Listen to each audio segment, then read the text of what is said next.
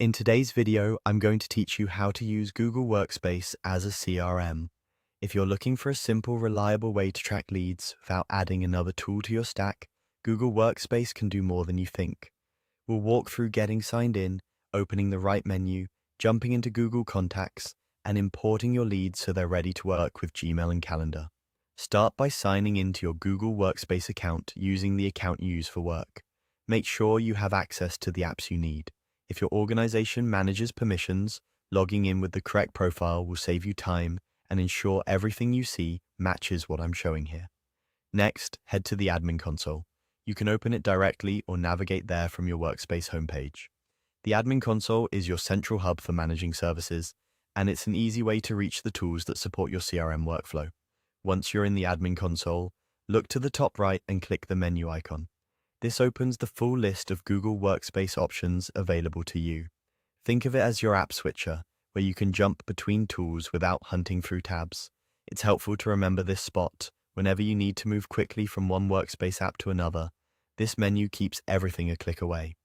From that menu, choose Contacts. This will open Google Contacts, which is where your lead and customer information will live. You'll see your contact list plus options on the left for managing and organizing people.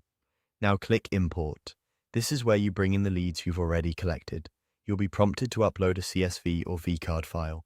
If your data is in a spreadsheet, CSV is usually the easiest format. As you import, check that your columns match common fields like first name, last name, company, email, phone, and notes. Clean, consistent data makes everything downstream smoother. Searching, emailing, and scheduling. When the file is selected, confirm the import.